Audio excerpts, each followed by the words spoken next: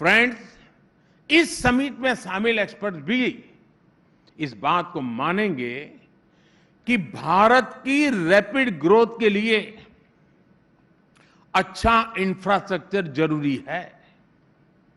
लेकिन देश में पहले क्या स्थिति थी और जो स्थिति थी वो क्यों थी?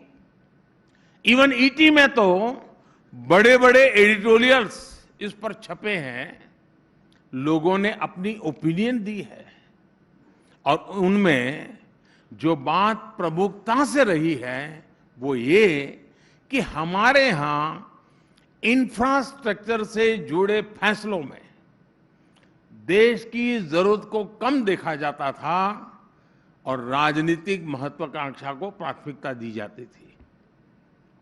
इसका जो नतीजा निकला उसका भुक्तभोगी पूरा देश रहा है।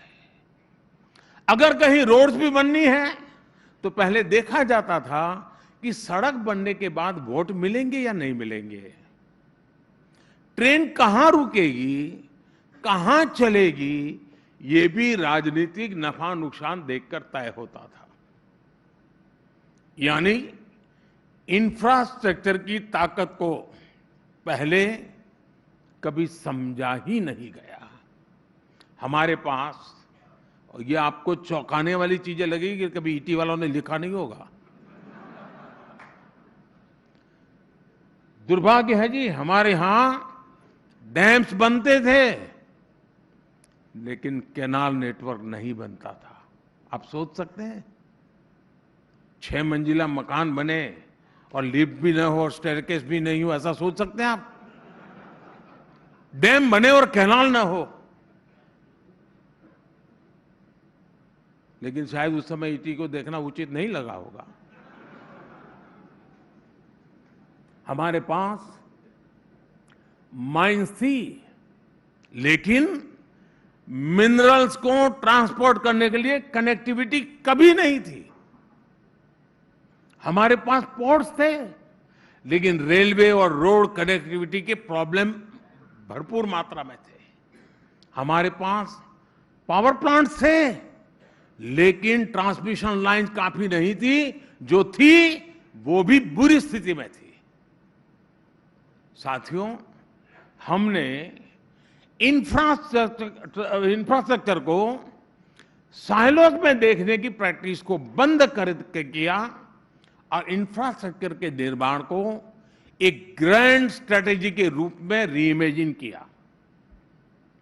आज भारत में 38 किलोमीटर पर डे की स्पीड से हाईवे बन रहे हैं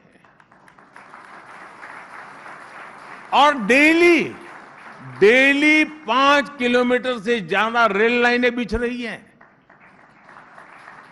हमारी पोर्ट कैपेसिटी आने वाले 2 वर्षों में 3000 MTPA तक पहुंचने वाली है।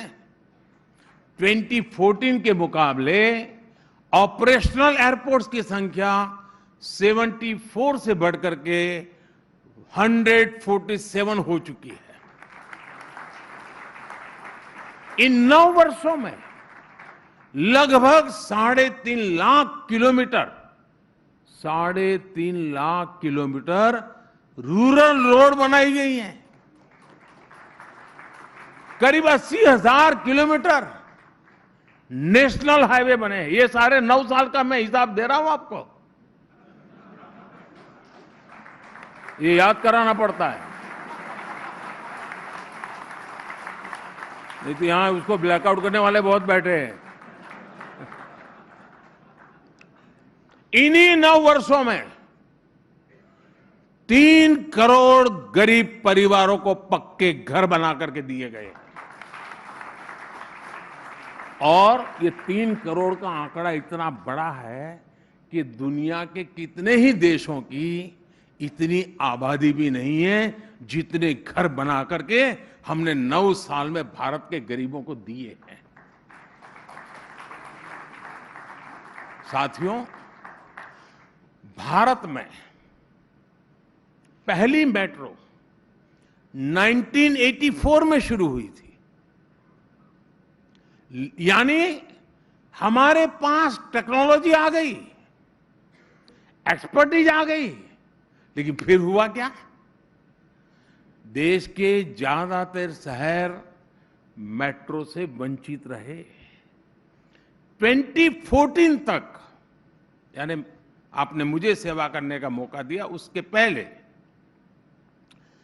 2014 तक हर महीने आधा किलोमीटर के आसपास ही नई मेट्रो लाइन बना करती थी, आधा किलोमीटर। 2014 के बाद मेट्रो नेटवर्क बिछाने की एवरेज बढ़कर लगभग 6 किलोमीटर पर मंथ हो चुकी है।